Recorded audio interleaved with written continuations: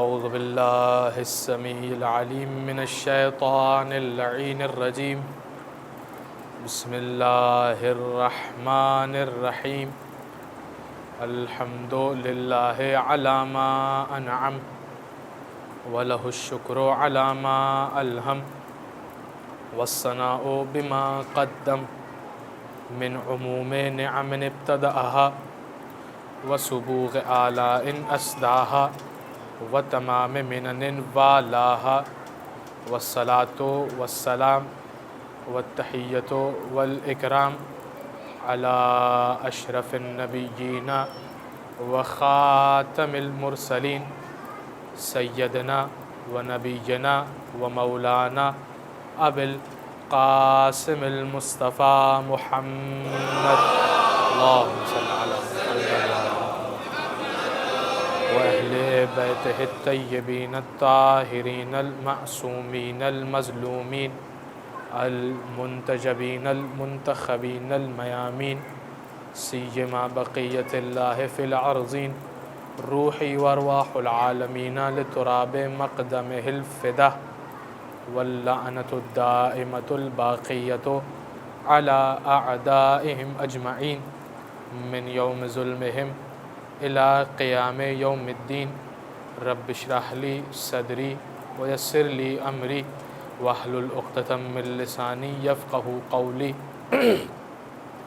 اما بعد فقد قال اللہ سبحانہ وتعالی فی محکم کتابہ المبین بسم اللہ الرحمن الرحیم فمن حاجک فیہ من بعد ما جاءک من العلم فقل تعالوا ندعو ابناءنا وابناءکم ونساءنا ونساءکم وانفسنا وانفسکم ثم نبتہل فنجعل لعنت اللہ علی القاذبین صلوات اللہم صلی علی محمد وآل محمد عجل فرجہم۔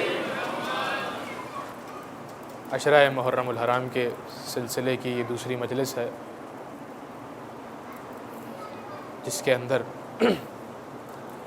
بہت ہی مشہور و معروف آیت کی تلاوت کا شرف حاصل کیا گیا۔ جیسے قرآن مجید کے اندر 114 صورتیں ہیں اور ہر سورہ کا ایک نام ہے، فاتحہ، بقرہ، آل عمران، نساء، مائدہ، انعام، اعراف، انفال، نو، توبہ۔ کچھ صورتیں ایسی ہیں کہ جن کے ایک سے زائد نام ہیں، جیسے کہ سورہ فاتحہ سبع مثانی بھی کہا جاتا ہے، سورہ توبہ تو سورہ براءت بھی کہا جاتا ہے، سورہ حامیم سجدہ جیسے سورہ فصلت بھی کہا جاتا ہے۔ جس طرح سے قرآن کے صورتوں کے نام ہیں اسی طرح سے کچھ آیتیں ہیں کہ جن کے نام ہیں۔ خود بسم اللہ اس کا نام، اسے عربی میں بسملہ کہا جاتا ہے، بسم اللہ کو بسملہ کہا جاتا ہے۔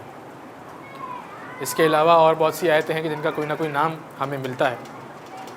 آپ کے سامنے ایک آیت ہے، آیہ مودت، قل لا اسألکم علیہ اجرا الا المودۃ فی القربہ، کہ اے حبیب کہہ دیجئے لا اسألکم علیہ اجرا، تم سے کسی اجر کا سوال نہیں کرتا، الا المودۃ فی القربہ، مگر یہ کہ میرے قرابت داروں سے مودت۔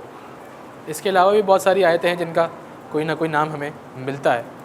ایک اور آیت، آیہ ختم نبوت، ما کان محمد ابا احد من رجالکم ولکن رسول اللہ وخاتم النبیین، محمد تم میں سے کسی کے باپ نہیں ہے، وہ اللہ کے رسول اور انبیاء کے خاتم ہیں، ان پر آ کے رسالت ختم ہو گئی۔ اور کون کون سی آیتیں ہیں کہ جن کے ہمیں نام مل جاتے ہیں؟ ایک آیت جس کو کہتے ہیں آیہ بلغ، جس کے اندر خداوند متعال ارشاد فرماتا ہے کیا یا ایھا الرسول بلغ ما انزل الیک من ربک وان لم تفعل فما بلغت رسالتہ، اے رسول، بھائی عجیب انداز ہے خداوند متعال کا، کبھی طٰہٰ کہہ کے پکار رہا ہے، کبھی یاسین کہہ کر پکار رہا ہے، کبھی مدثر کہہ کے پکار رہا ہے، کبھی مزمل کہہ کے پکار رہا ہے، لیکن یہاں پر یا ایھا الرسول منصب کے ذریعے سے پکار رہا ہے کہ اے رسول پہنچا دو وہ جو تم پر پہلے ہی نازل کر دیا گیا ہے۔ ما انزل الیک من یا ایھا الرسول بلغ ما انزل الیک من قبلک وان لم تفعل فما بلغت رسالتہ، اور اگر تم نے نہ پہنچایا تو کار رسالت انجام نہیں دیا۔ یہاں میں اپنے موضوع سے تھوڑا گریز کرتا ہوا ایک جملہ آپ کی سماعتوں کو ہدیہ کرتا ہوا چلوں کہ یہاں پر خداوند متعال کہہ رہا ہے یا ایھا الرسول، اے رسول بلغ پہنچا دو ما انزل الیک من ربک جو تمہارے رب نے تم پر پہلے سے ہی نازل کر دیا، وَإِن لَّمْ تَفْعَلْ فَمَا بَلَّغْتَ رِسَالَتَهُ اور اگر تم نے نہ پہنچایا، اگر تم نے اس بات کو نہ پہنچایا، إِن لَّمْ تَفْعَلْ فَمَا بَلَّغْتَ رِسَالَتَهُ رسالت کا کوئی کام انجام نہ دیا۔ اب اگر کوئی زاہد خشک میرے پاس آئے اور مجھ سے کہے کہ ساری باتیں کی مگر کوئی کام کی بات نہ کی، اتنے فضائل پڑھے مگر کوئی کام کی بات نہ کی، تو میں اس سے کہوں گا جناب والا اس سے زیادہ اور کام کی بات کیا ہوگی کہ جس کے نہ کرنے پر رسول کی رسالت باقی نہیں بچ رہی۔ درود بھیج محمد و آل محمد، اللہم صلی علی محمد و آل محمد وعجل فرجہ۔ جس کے نہ کرنے پر رسول کی رسالت باقی نہ بچ رہی ہو، اس سے زیادہ ضروری کام کیا ہوگا؟ تو اللہ کے رسول نے، آپ جانتے ہیں کچھ دن پہلے ہی کا ہی واقعہ ہے کہ غدیر کا دن گزرا، ہم نے ایک دوسرے کو مبارکباد پیش کی۔ خیر چلتے ہیں اپنے موضوع کی جانب۔ تو جس طرح سے اس آیت کا نام ہے آیہ بلغ، تو اسی طریقے سے جس آیت کو سرنامہ کلام میں آپ کے سامنے پڑھنے کا شرف حاصل کیا گیا اسے آیہ مباہلہ کہتے ہیں۔ مباہلہ عربی لغت کے اندر مفاعلہ کے وزن پر ہے۔ یہاں پر میں کوئی عربی کی بحث چھیڑنے نہیں جا رہا، لیکن صرف نالج کے لیے کہ مفاعلہ کب کہا جاتا ہے۔ یہ مفاعلہ کے اوپر کوئی بات، اگر کوئی وزن، کوئی لفظ اگر مفاعلہ کے وزن پر پڑھا جائے تو کب پڑھا جاتا ہے؟ جب کوئی کام دو طرفہ ہو۔ آپ نے اکثر الفاظ سنے ہوں گے اس سے ملتے جلتے، مکالمہ۔ اس میں کیا ہوتا ہے؟ ایک شخص سامنے سے بول رہا ہوتا ہے، ایک شخص اس طرف سے بول رہا ہوتا ہے، دونوں آپس میں گفتگو کر رہے ہوتے ہیں، تو اسے کہتے ہیں مکالمہ، کیونکہ یہاں پہ دو طرفہ چیز ہو رہی ہوتی ہے، اسی لیے اسے مفاعلہ کے وزن پر پڑھا جاتا ہے۔ ایک اور لفظ مناظرہ، کیا ہوتا ہے اس کے اندر کہ دو پارٹیز ہوتی ہیں، یہاں سے اپنے دلائل اور اپنے براہین پیش کیے جاتے ہیں، وہاں سے بھی اپنے دلائل اور براہین پیش کیے جاتے ہیں، دونوں آپس میں مناظرہ کرتے ہیں۔ تو جب بھی کوئی چیز دو طرفہ ہو تو اسے مفاعلہ کے وزن پر پڑھا جاتا ہے۔ پورا باب ہے باب مفاعلہ۔ تو عربی کے اندر یہ باب دو طرفہ، یعنی کوئی بھی چیز ٹو وے ہوگی تو اس لیے پڑھا جاتا ہے۔ مباہلہ، مباہلہ کے اندر کیا ہوتا ہے کہ یہاں سے بھی صفے عبادت بچھائی جاتی ہے، وہاں سے بھی صفے عبادت بچھائی جا رہی ہے، دونوں خداوند متعال کی بارگاہ میں دعا کر رہے ہیں، گڑ گڑا رہے ہیں، جو جھوٹا ہے اس پر لعنت کی بد دعا کر رہے ہیں۔ چونکہ ٹو وے ہے، یہ کام ٹو وے ٹریفک ہے، دو طرفہ یہ کام ہو رہا ہے، اسی لیے اسے مباہلہ کہا جاتا ہے۔ تو یہ آیت ہے آیہ مباہلہ، بہت ہی مشہور و معروف آیت، آپ سب کے ذہنوں میں محفوظ، آپ کی سب کی میموریز کے اندر یہ آیت محفوظ ہوگی۔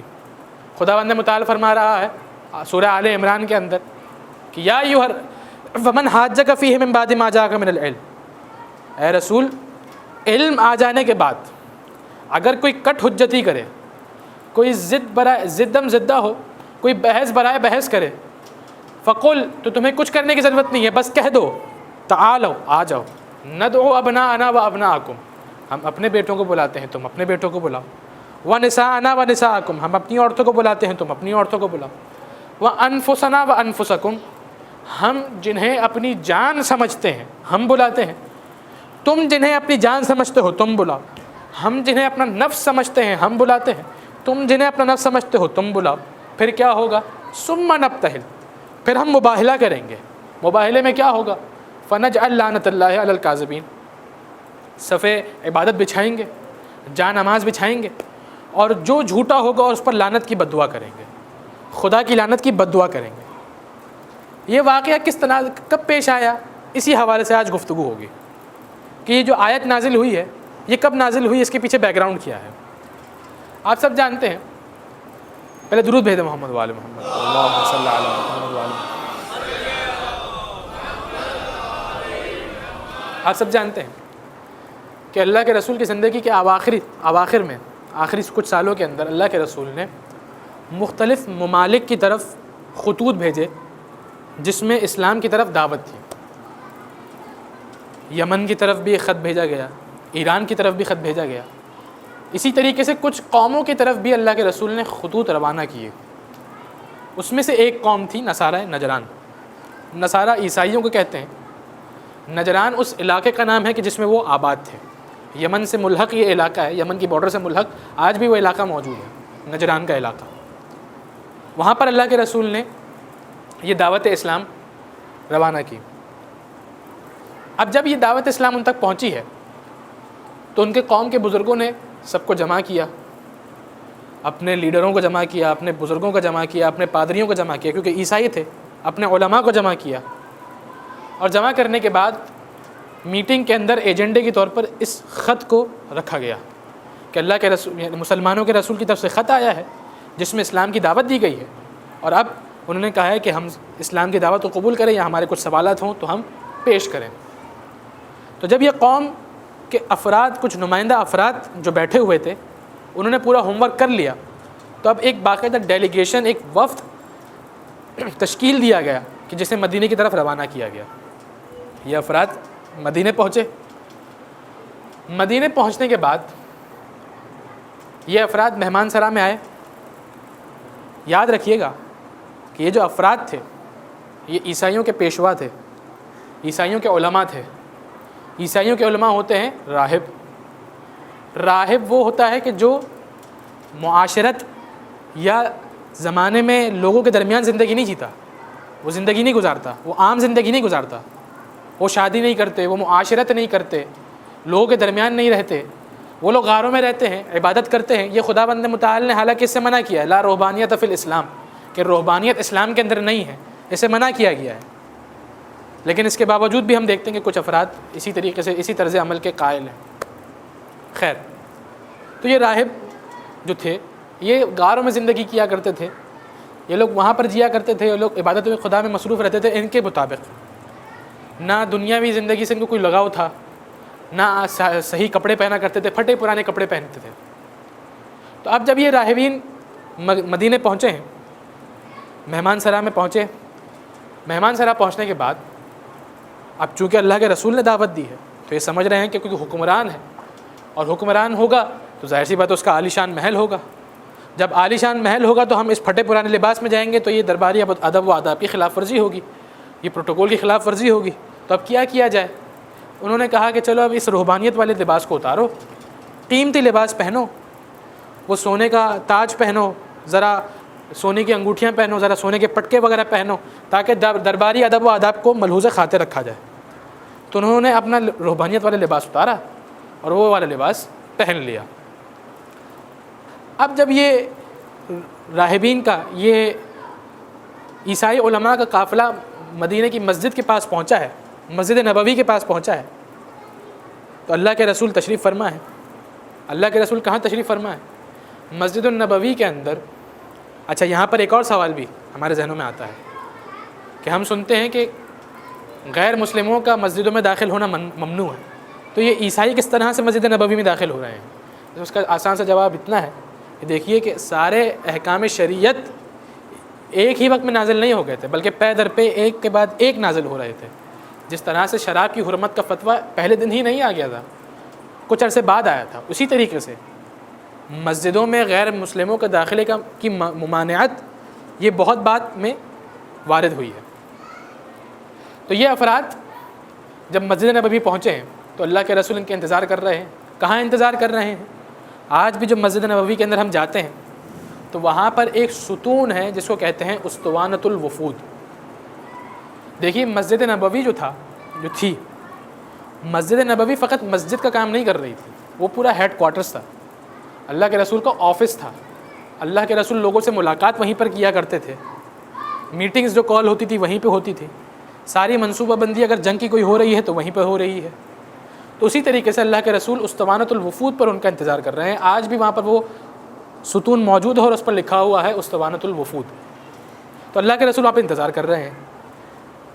یہ افراد پہنچنے کے بعد اللہ کے رسول کو سلام کرنا چاہا، جو اپنے انداز میں سلام کر سکتے ہوں گے۔ جب انہوں نے سلام کیا تو اللہ کے رسول نے اپنے رخ کو پھیر لیا، اپنا چہرہ ان کی طرف سے پھیر لیا، انہیں جواب نہیں دیا۔ یہ پریشان ہو گئے، شاید ہو سکتا ہے کوئی مس انڈرسٹینڈنگ ہو گئی ہو۔ یہ باہر نکلے، دوسرے دروازے سے داخل ہونا چاہا، وہاں سے جب اللہ کے رسول کو سلام کیا تو اللہ کے رسول نے وہاں سے بھی اپنے چہرے کو پھیر لیا، ان کی طرف سے نظروں کو ہٹا لیا۔ اللہ کے رسول بات ہی نہیں کرنا چاہ رہے۔ یہ پریشان کہ اب ہم کیا کریں؟ مسلمانوں کے رسول کی طرف سے دعوت آئی ہے، ہم ملاقات کرنا آئے ہیں، لیکن ہم ملاقات کرنا چاہ رہے ہیں تو یہ ہم سے مل نہیں رہے، ہمارے سلام کا جواب بھی نہیں دے رہے۔ تو اب کیا جائے؟ باہر نکلے، مشکل میں پھنسے ہیں، مشکل کشا کی تلاش ہے۔ جب مشکل کشا کی تلاش ہے تو کوئی مل گیا، کوئی مل گیا، جب ملا تو اس سے اپنی مشکل کا تذکرہ کیا کہ جناب والا ہم تو آئے تھے تعریف سن کر آپ کے رسول کی، ملاقات کرنا چاہ رہے ہیں اور وہ ہم سے بات ہی نہیں کر رہے، ہمارے سلام کا جواب ہی نہیں دے رہے۔ انہوں نے بہت زیادہ سوچا اور سوچنے کے بعد کہا کہ نہیں جانتا کہ کیا وجہ ہے کہ تمہیں جواب نہیں دے رہے۔ وہ پریشان حال کہ اب کیا جائے، یہ تو مشکل حل ہو کے نہیں دے رہی، تھوڑا سا اور آگے بڑھے۔ جب اور آگے بڑھے تو کوئی اور مل گیا، اس سے کہا، اپنی مشکل کا حل تلاش کرنا چاہا کہ جناب والا آپ ہی بتا دیجئے کیا وجہ ہے، ہم نے تو اخلاق کی اتنی تعریف سنی تھی، ہم جب ان سے ملاقات کرنا چاہ رہے ہیں ہم سے ملاقات نہیں کر رہے۔ انہوں نے کہا آپ نے تعریف سنی ہے، ہم نے تو دیکھا ہے، اب ان سے کون کہے کہ اتنی بدتمیزیوں کے باوجود بھی آپ کو اپنے ارد گرد بھٹکنے دے رہے ہیں، اس سے بڑا اخلاق کیا ہوگا، لیکن چلے خیر، انہوں نے کہا ہم نے تو دیکھا ہے ان کا اخلاق، لیکن یہ نہیں جانتے کہ آپ سے ملاقات کیوں نہیں کرنا چاہ رہے۔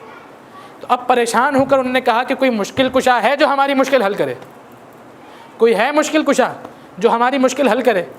انہوں نے کہا اس کا حل وہی بتا سکتا ہے جو بچپن سے رسول کے ساتھ ہو۔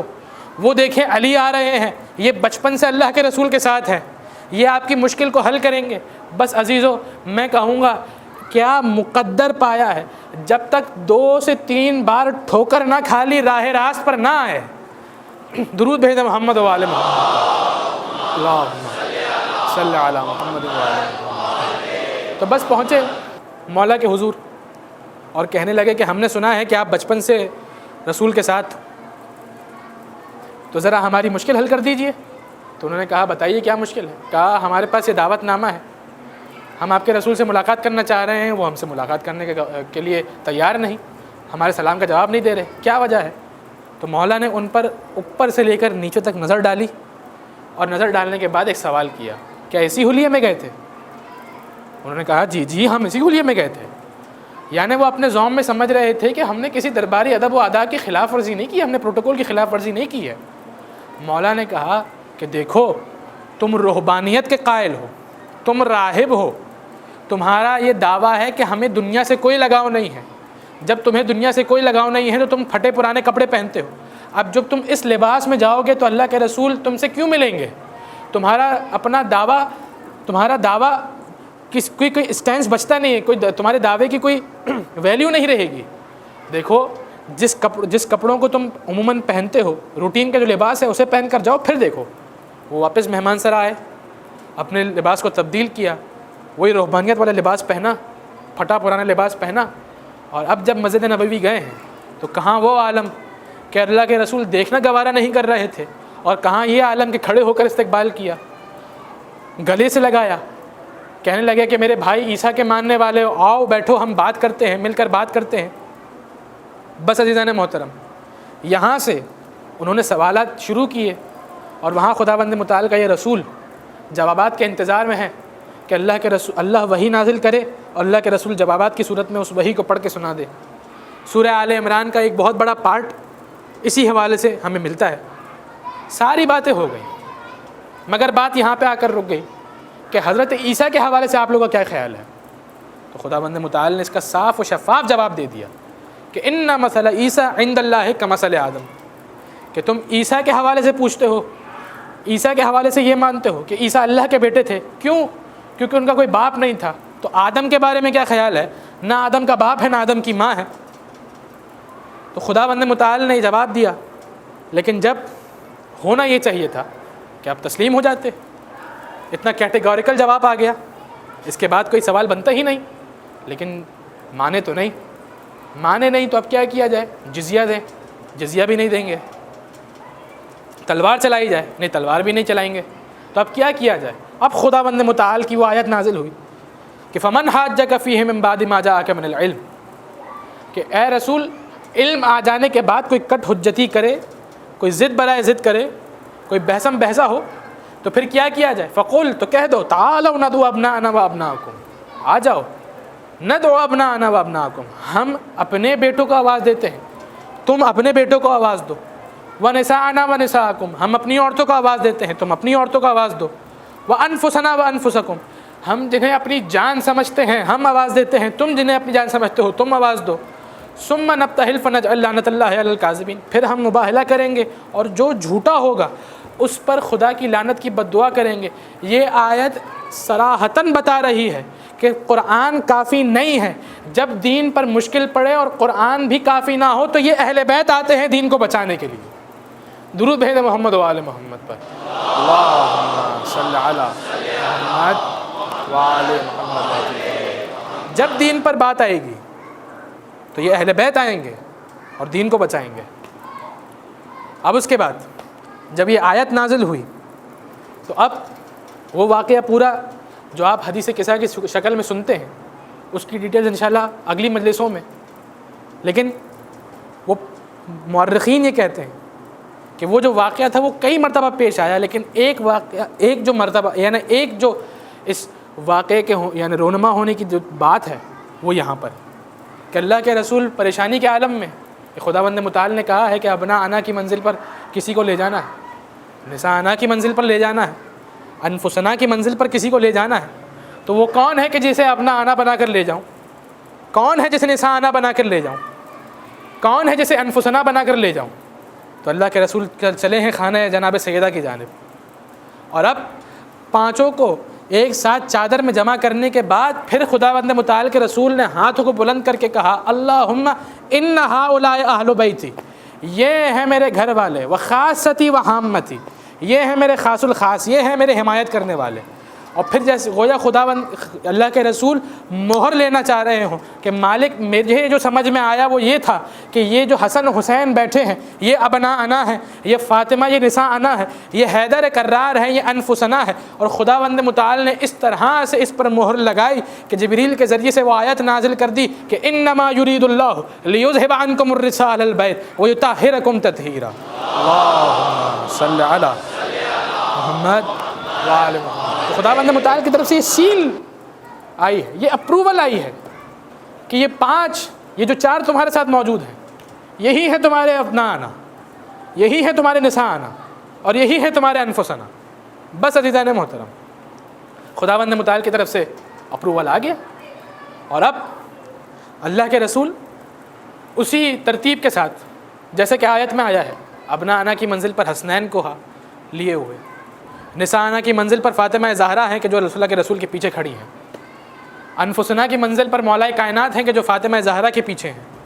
اور یہ دیکھیے فاطمہ زہرا کا پروٹوکول، کیا عصمت کا مقام ہے، کیا مقام و مرتبہ ہے جناب سیدہ کا سلام اللہ علیہا، کیا مرتبہ ہے واقعی، ذرا دیکھیے غور کیجئے کہ فاطمہ زہرا کی عظمت کتنی بلند ہے کہ آگے سے نبوت اپنے حصار میں لیے ہوئے، پیچھے سے امامت اپنے حصار میں لیے ہوئے۔ یہ فاطمہ زہرا کا رتبہ۔ اب یہاں پر مجھے علامہ اظہر حسن زیدی صاحب کے وہ جملے یاد آتے ہیں، ذرا ابنا آنا، نساء آنا اور انفسنا کو اپنے ذہن میں رکھیے گا۔ علامہ اظہر حسن زیدی صاحب کیا خطیب، لفظوں کے بادشاہ، وہ فرمایا کرتے تھے کہ دیکھیے اللہ کے رسول جب ابنا آنا کی منزل پر حسنین کو ہاتھوں میں لیے ہوئے چلے، نساء آنا کی منزل پر فاطمہ زہرا چل رہی ہیں، انفسنا کی منزل پر مولائے کائنات چل رہے ہیں، اس موقع پر کسی نے آ کر کہا ہوگا اے اللہ کے رسول ہمیں بھی ساتھ لے جائیے، ہمیں بھی اپنے ساتھ لے جائیے۔ تو اس موقع پر اللہ کے رسول نے کہا ہوگا کہ دیکھو جہاں ہو وہیں کھڑے رہو، قرآن کہہ رہا ہے ابنا آنا، درود بھیجنا محمد و آل محمد، قرآن کہہ رہا ہے ابنا آنا۔ اب ذرا دیکھیے یہ پنجتن کا مختصر سا قافلہ، میں آخری جملوں کی طرف جا رہا ہوں، دامن بیان کو سمیٹ دوں گا۔ پنجتن کا آخر یہ مختصر سا قافلہ پہنچا ہے میدان مباہلہ میں، آج بھی وہ مسجد مباہلہ وہاں موجود ہے، آج بھی مسجد موجود ہے اسی مقام پر، مباہلہ کے مقام پر۔ یہ پنجتن کا قافلہ پہنچا میدان مباہلہ کے اندر، اور آپ جانتے ہیں کہ مباہلہ ہوا نہیں ہوا۔ کیوں؟ کیونکہ عیسائیوں کا ایک بہت بڑا پادری تھا، وہ دیکھتا ہے کہ جب پیغمبر اس قافلے کو لیے ہوئے آ رہے ہیں تو اس موقع پر اس نے کہا کہ اگر دیکھو میں ایسے چہرے دیکھ رہا ہوں، اگر یہ پہاڑوں کو حکم دے کہ اپنی جگہ سے ہٹ جاؤ تو یہ اپنی جگہ چھوڑ دیں گے۔ اگر چاہتے ہو کہ عیسائیت اس دنیا میں باقی رہے، ان سے مباہلہ نہ کرنا، ورنہ زمین پر ایک عیسائی بھی باقی نہیں رہے گا۔ وہ عیسائی پیچھے ہٹ گئے وہ عیسائی پیچھے ہٹ گئے. اب ہمیں یہ تو پتہ چل گیا کہ ابنا انا کی منزل پر حسن و حسین ہے, نساء کی منزل پر فاطمہ زہرا ہے, انفسنا کی منزل پر مولا کائنات ہے, لیکن ہمیں یہ تو نہیں پتہ چلا کہ ابناءکم کون تھا, نساءکم کون تھی, انفسکم کون تھے. اگر مباہلہ ہو جاتا تو ہمیں پتہ چل جاتا, لیکن اچھا ہوا کہ یہ مباہلہ نہ ہوا, اس لیے کہ ہمارے پاس ایک معیار طے ہو گیا. وہ معیار کیا طے ہوا کہ قیامت تک جو ابنا انا کے مقابلے پر آئے گا وہ ابناءکم بن جائے گا, جو نساء انا کے مقابلے پر آئے وہ نساءکم بن جائے گا, اور جو انفسنا کے مقابلے پر آئے وہ انفسکم بن جائے گا, یعنی لعنت خداوندی کا حقدار بن جائے گا. درود بھیج محمد و آل محمد.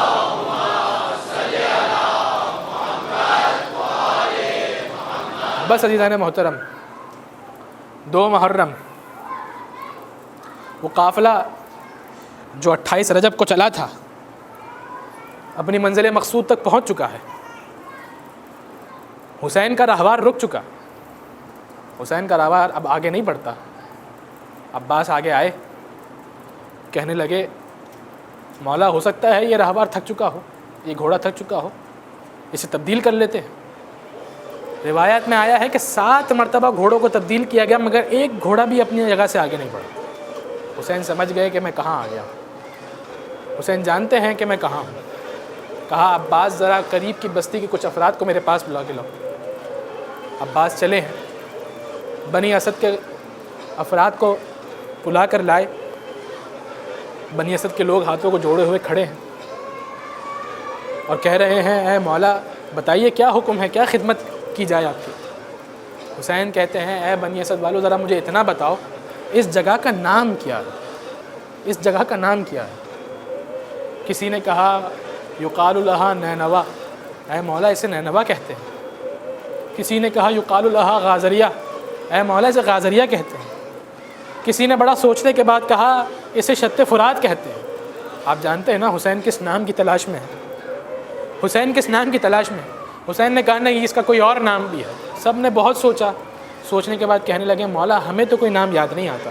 حسین نے کہا تمہارے قبیلے میں کوئی بزرگ ہے, اگر ہو سکے تو اسے بلا لاؤ. ایک بزرگ تھا, ایک بوڑھا شخص تھا, چلا نہیں جاتا تھا.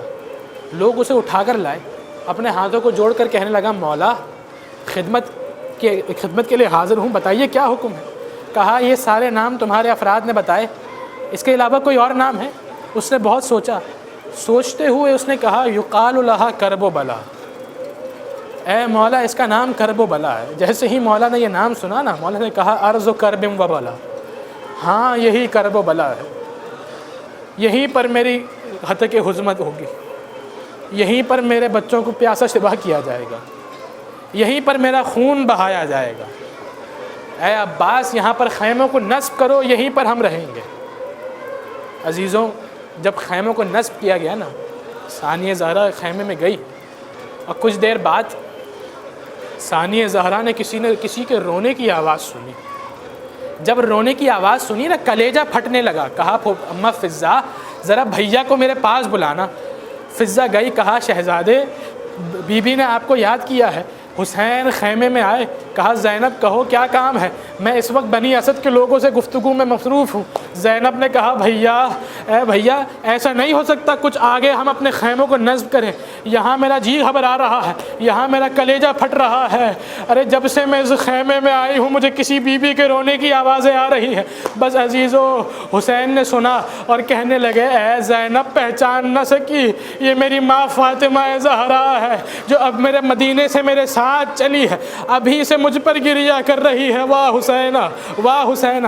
بس عزیزو حسین خیمے سے باہر گئے اور بنی اسد والوں سے کہنے لگے اے بنی اسد والوں میں اس زمین کو تم سے خریدنا چاہتا ہوں, اے بنی اسد والوں مجھے اس زمین کی قیمت بتاؤ. بس عزیزو بنی اسد والے کہتے ہیں مولا یہ آپ کی زمین ہے, آپ جب تک چاہیں یہاں پر رہیں. حسین کہتے ہیں نہیں بنی اسد والوں اب تو قیامت تک ہم اسی زمین پر رہیں گے, اب تو قیامت تک ہم اسی جگہ پر ٹھہریں گے. بس عزیزو قیمت طے ہوئی، حسین نے قیمت دی اور اب کہنے لگے اے بنی اسد والو میں یہ زمین تمہیں ہبہ کرتا ہوں مگر کچھ شرطوں کے ساتھ۔ انہوں نے کہا مولا بتائیے کیا شرط ہے؟ کہا اے بنی اسد والو دیکھو جب میرا خون یہاں بہہ جائے کچھ بہت دنوں بعد میرے زائرین آئیں گے، اللہ اللہ اے زائرین امام حسین، اے عزاداران امام حسین، حسین نے کربلا پہنچنے کے بعد سب سے پہلے آپ کو یاد کیا ہے، آپ کی عظمت کتنی بلند ہے۔ حسین نے کربلا پہنچنے کے بعد سب سے پہلے آپ کو یاد کیا، کہنے لگے اے بنی اسد والو دیکھو جب میرے زائرین آئے نا بہت تھکے ہوئے ہوں گے، ان کا خیال رکھنا، انہیں 3 دن تک اپنے یہاں مہمان کرنا۔ بس عزیزو سب نے وعدہ کیا، مولا ہم وعدہ کرتے ہیں آپ کے زائروں کا خیال رکھیں گے۔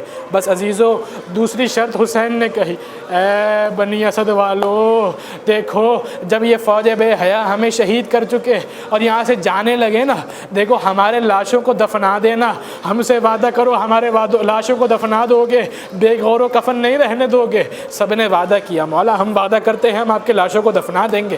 بس عزیزو مولا نے کہا خوش رہو، اپنے اپنے گھروں کو لوٹ جاؤ، اور ہاں جانے کے بعد اپنی خواتین کو میرے پاس بھیجنا۔ بس عزیزو وہ گئے، اب جوان مرد حضرات گئے اور اپنی گھر کی خواتین سے کہا فرزند زہرا کو تم سے کچھ کام ہے، اپنے حجاب درست کرو، زہرا کا لال تم سے کچھ کہنا چاہتا ہے۔ بس عزیزو وہ خواتین آئی ہیں اور آنے کے بعد کہا اے فرزند رسول ہم کنیزیں آپ کی خدمت میں حاضر ہے، بتائیے کیا حکم ہے؟ حسین کہتے ہیں اے خواتین بنی اسد، اے مستورات بنی اسد، دیکھو تمہارے مرد اگر یزیدی فوج کے خوف سے ہمارے لاشوں کو نہ دفنا سکیں، تم پانی بھرنے کے بہانے فرات کے قریب آنا، ہمارے لاشوں پر ایک ایک مٹھی خاک ڈال دینا۔ بس عزیزو وہ بیویاں روتے ہوئے وعدہ کرتی ہیں مولا ہم وعدہ کرتے ہیں ہم آپ کی لاشوں کو دفنائیں گے۔ بس عزیزو اس کے بعد حسین نے کہا اے مستورات بنی اسد اب تم اپنے گھروں کی طرف لوٹ جاؤ اور جا کے اپنے بچوں کو میرے پاس بھیج دینا۔ بس عزیزو وہ خواتین گئی ہیں، اپنے بچوں کو تیار کیا، کہا فرزند رسول نے تمہیں بلایا ہے، فرزند رسول کو تم سے کچھ کام ہے۔ بس عزیزو وہ بچے چھوٹے چھوٹے ہاتھوں کو جوڑے ہوئے حسین کی خدمت میں حاضر ہوئے، کہنے لگے مولا اب ہم بھی اس قابل ہو گئے آپ کی کچھ خدمت کر سکیں۔ حسین نے کہا دیکھو بنی اسد کے بچوں، دیکھو جس طرح سے تم چھوٹے بچے ہو نا، میری بھی ایک چھوٹی بچی سکینہ ہے، میرا بھی ایک چھوٹا بچہ علی اصغر ہے، اس کا لحاظ کرنا۔ تمہارے ماں باپ اگر ہمارے لاشوں کو دفنا نہ سکیں، فرات کے کنارے آنا، کھیلنے کے بہانے سے ہی ہمارے لاشوں پر ایک ایک مٹھی خاک ڈال دینا۔ بچوں نے وعدہ کیا مولا ہم آپ کی لاشوں پر خاک ڈال دیں گے۔ بس عزیزوں میں یہاں پر ایک سوال کرنا چاہوں گا، اے مولا آپ کا جوان بیٹا زین العابدین موجود ہے، اس کے ہوتے ہوئے یہ وصیت کیسی؟ بس عزیزوں میں جانتا ہوں میرا چوتھا امام اپنے ہاتھوں کو بلند کر کے کہے گا جس جوان بیٹے کے ہاتھ میں ہتکڑیاں ہو، پیروں میں بیڑیاں ہو، گلے میں توکے خاردار ہو، وہ اپنے باپ کی لاش دفنائے تو کس طرح سے؟ الا ولعنۃ اللہ علی القوم الظالمین وسیعلم الذین ظلموا آل محمد ایام انقلبی ینقلبون۔ بار اللہ تجھے واسطہ محمد و آل محمد کا ہماری اس قلیل سی عبادت کو اپنی بارگاہ میں قبول فرما، تمام عزاداری عزاداروں عزاخانوں کی حفاظت فرما، وطن عزیز پاکستان کو استحکام عطا فرما، ہمارے تمام مرحومین ہمارے تمام شہداء کی مغفرت فرما، امام زمانہ کے ظہور میں تعجیل فرما، ہمیں ان کے اعوان و انصار میں شمار فرما۔ ربنا تقبل منا انک انت السمیع العلیم وتب علینا بحق محمد و اہل بیتہ الطیبین الطاہرین۔